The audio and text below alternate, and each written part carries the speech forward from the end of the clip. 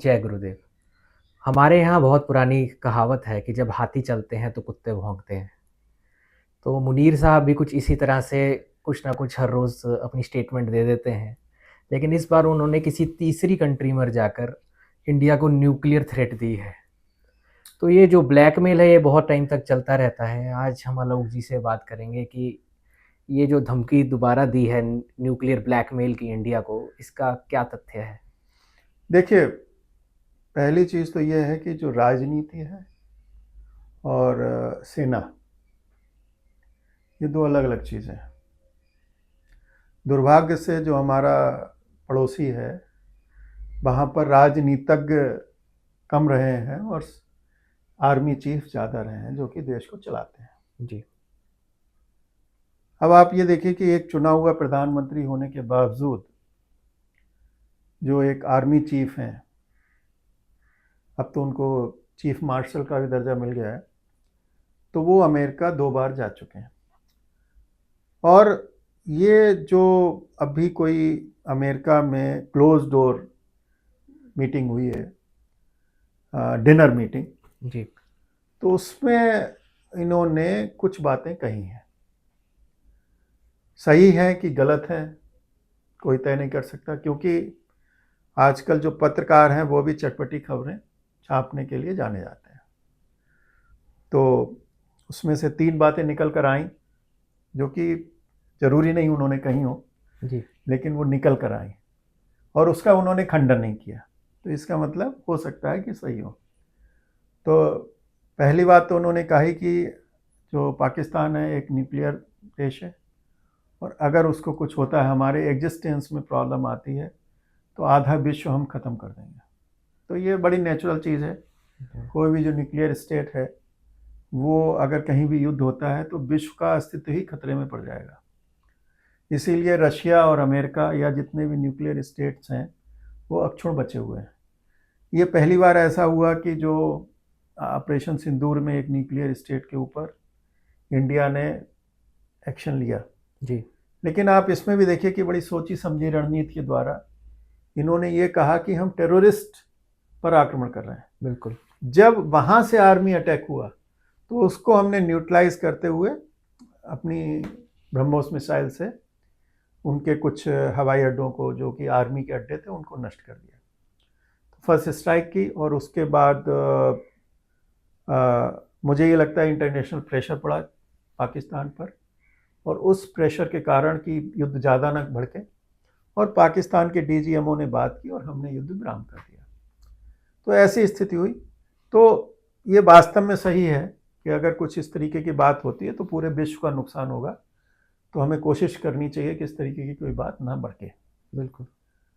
दूसरा जो प्रश्न वहाँ से निकल कर आया, वो शुरू से ही कहते हैं कि कश्मीर उनके लिए बड़ा प्यारा है और वो उनकी गले की नस के समान है। लेकिन अब ये गुजरी हुई बात हो गई। अब जी। इसमें कुछ तत्व बचा नहीं है। ये आर्मी वाला अगर कोई पॉलिटिकल पोस्चरिंग करता है तो उसके लिए उसका दुर्भाग्य है कि अपनी किस प्रकार से आर्मी में जोश पैदा करे। जी। तो जैसे हम लोगों के यहाँ हर हर महादेव करते हैं, जय हनुमान, जय श्री राम करते हैं, तो वैसे वहाँ पर कश्मीर राग अलाप देते हैं और जी। उस राग के कारण थोड़ा सा एकजुट हो जाते हैं। बिल्कुल। तो वो भी चीज़ खत्म हो गई। अब तीसरी जो बात निकल कर आई, उन्होंने कहा जो सिंध नदी है उस पर जो बांध बन रहा है, तो उसको मैं जब भी वो बन जाएगा तो मैं मिसाइल से उड़ा दूंगा। तो वो बेकार की बात है, जी। क्योंकि देखिए बांध तो बनाना पहले से ही था।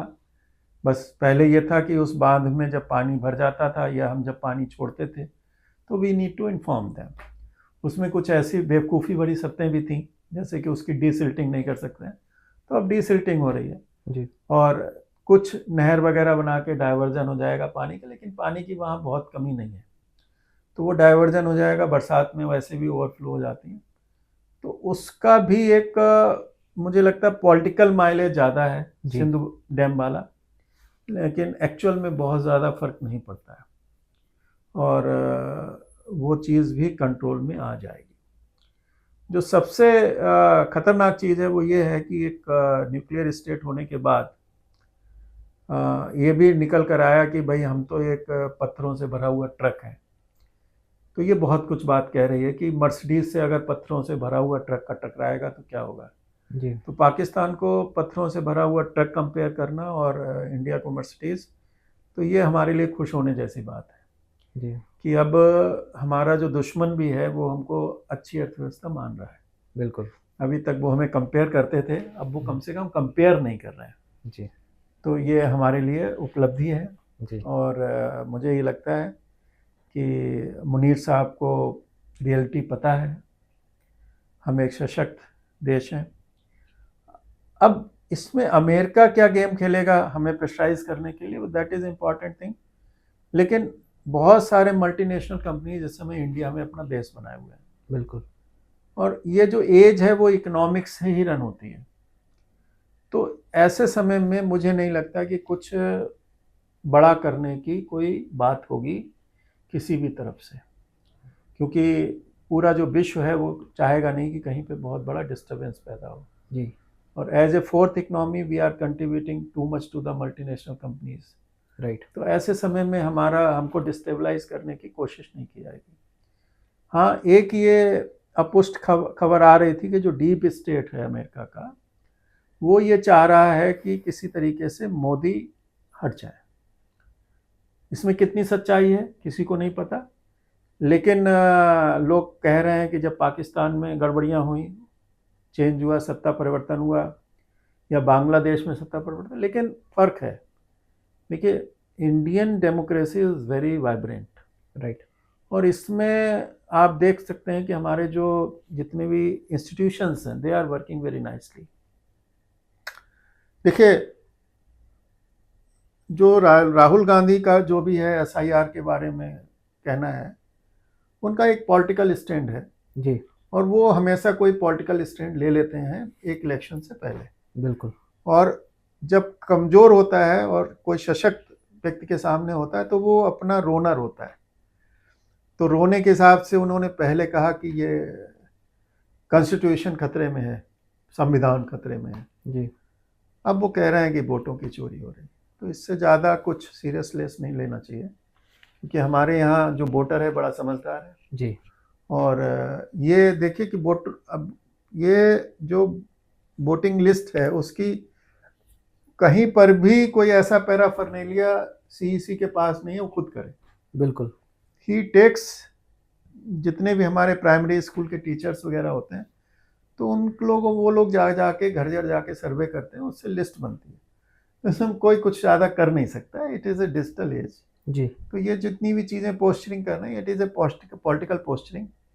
और उस पोस्चरिंग के कारण उनको हो सकता है कुछ ज़्यादा वोट मिल जाए, तो वोट चोरी के नाम से वो वोट लेने की कोशिश कर रहे हैं, दैट्स ऑल। तो ये जो न्यूक्लियर ब्लैकमेल थी, जो ये उरी और अपना बालाकोट और पुलवामा के बाद एक तरह से इंडिया ने बंद कर दी थी, पाकिस्तान उसे दोबारा से रिवाइव करने की कोशिश कर रहा है। देखिए, न्यूक्लियर है जी। और इसको हम ब्लैकमेल नहीं कहते हैं, इट इज़ ए रियलिटी। हमने एक साहस किया। जी।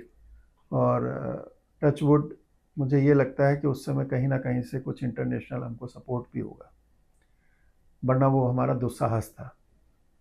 कोई भी न्यूक्लियर स्टेट है उसके साथ युद्ध नहीं छेड़ा जा सकता, क्योंकि ये एक आत्मघाती युद्ध है। बिल्कुल। न्यूक्लियर इज़ न्यूक्लियर, और उसमें हम ब्लैकमेल जैसी कोई चीज़ नहीं है। हमें कोशिश करनी चाहिए, विश्व के सभी देश कोशिश करेंगे कि कहीं पर न्यूक्लियर एक्सप्लोजन नहीं हो। बिल्कुल। और that is a deadly thing. पूरा विश्व कहाँ जाएगा यही नहीं पता चलेगा। जी। क्योंकि आप ये देखिए, जब न्यूक्लियर एक्सप्लोजन के हम लोग करते हैं तो कितना, मतलब लगभग ज़मीन में 200 फीट नीचे जाकर कंट्रोल्ड एक्सप्लोजन करते हैं। बिल्कुल।